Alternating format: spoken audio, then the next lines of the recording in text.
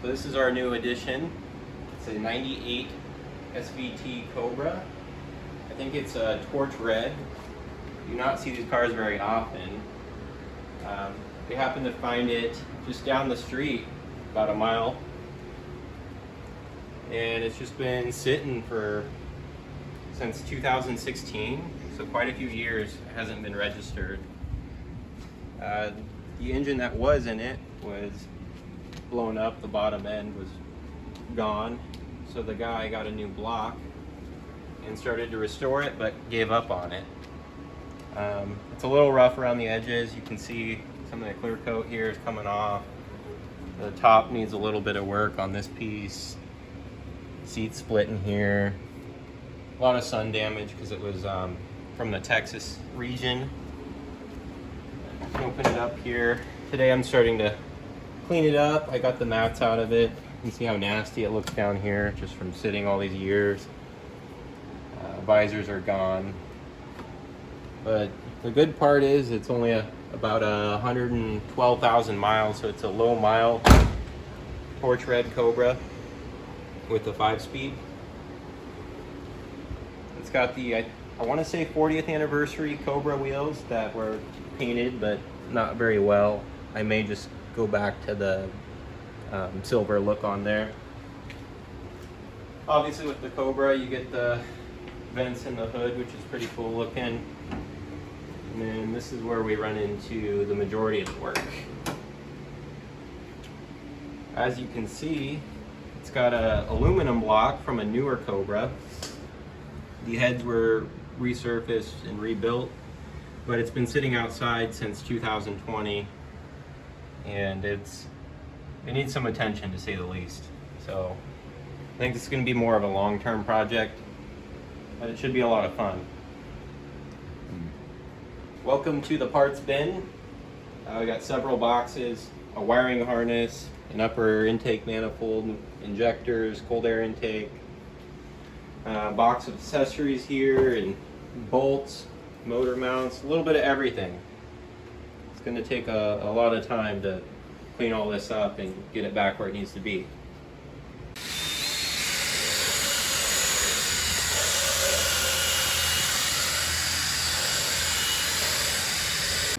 So I'm going through the car, just kind of cleaning up some odds and ends and vacuuming the carpets and whatnot. I pulled the rear seat out because I noticed there was some old wiring there was 2 different subs in the trunk at one point. You can see all this loom here they fished through to the back of the trunk. And there's the motor for the top. And a lot of other old wiring. I think I'm just gonna pull it out.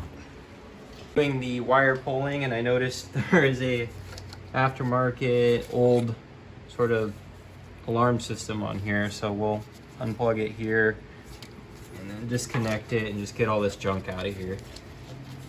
Looks like the top still works, just operating it with a little battery, applying 12 volts.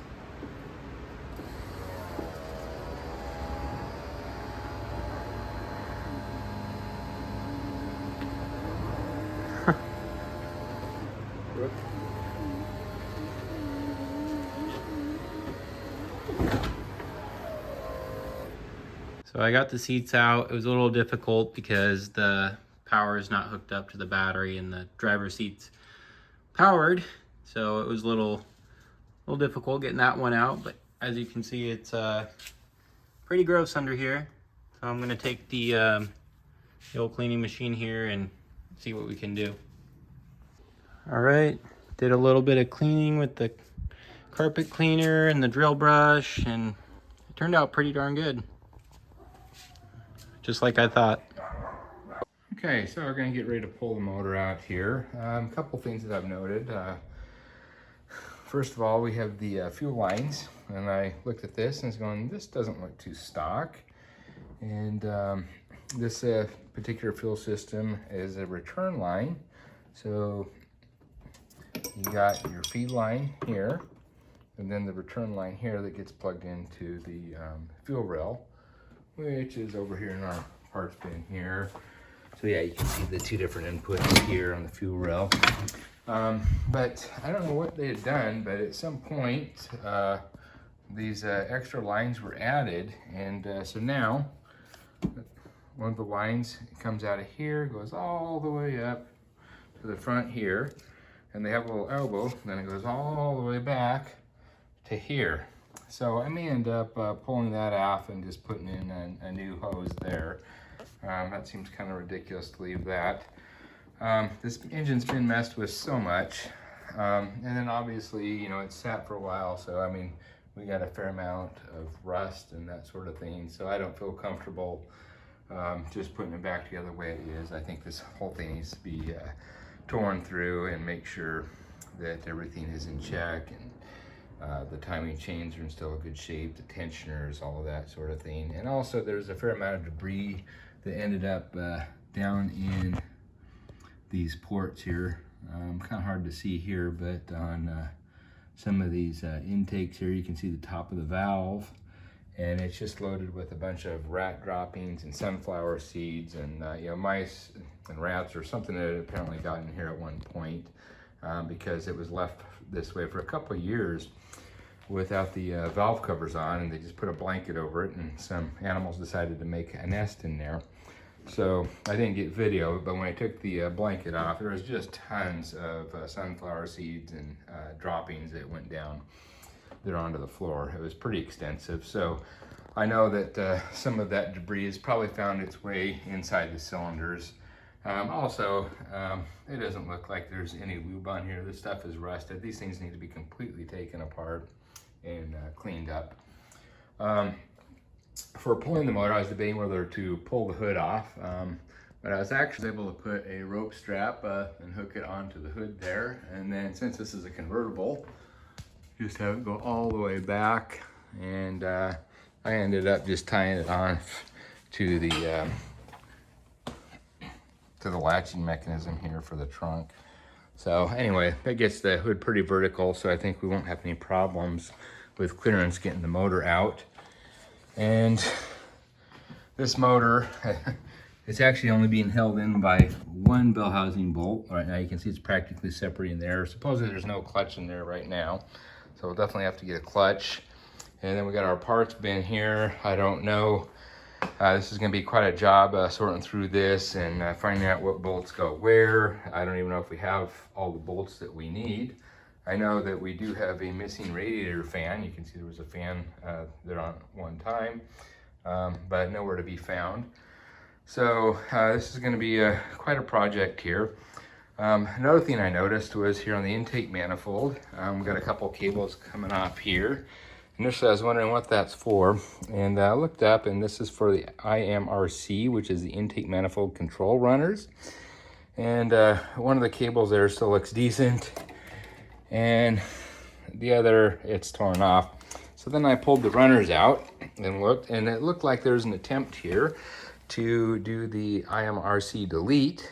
And normally in each one of these ports here, you'd have like a little butterfly valve. They basically went ahead and unscrewed all the little valves there from this shaft. And then if you look here at the end, they ended up welding that to the runner itself, and so it won't move. And still, you know, if you're trying to get maximum power out, it seems like it would be beneficial to just pull the whole entire runner. But anyway, one of the things that bothers me a little bit about this is that I read that once you do this IMRC delete, you can have some issues with it idling unless it's tuned. Well, I have no tuner in any of these parts boxes here. Maybe it was taken to a dyno tune and then tuned there, or maybe it wasn't tuned at all. And what I fear is if this engine doesn't run real well once we have it all back together, it may be due to the fact that this does have an IMRC delete and it wasn't tuned for it. So yeah, you can see that these little runners here fit right here on top of the intake manifold, and then these cables would normally go right here. And then based on what's going on with the car, the EC will determine whether these need to be opened or closed. So anyway, again, that can cause some issues with idling. We also have an aftermarket throttle body. Yeah, there it is down there, and it's one of the mono blades. And I know that can also, again, cause issues with it running and throttling right and idling and that sort of thing, unless it's been tuned. And so I don't know, when we get this motor back together, we still may have some issues to work out. It's just been messed with so much. And again, this is not the original block. This is an aluminum block from a later model, but it's still a 4.6. And of course the heads are the original and they are aluminum. So now we have aluminum head and block. But I just don't know if any of this was done correctly. So it really is going to require a complete teardown of the motor and check all the specs and clearances and whatnot.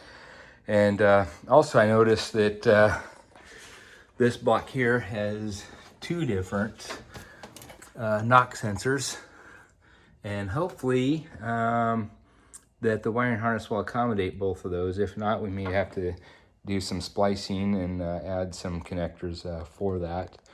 So anyway, a lot of work ahead of us. One other thing to mention here is that this vehicle also has some long tube headers, and I know that can create a lot of issues with clearance with the transmission.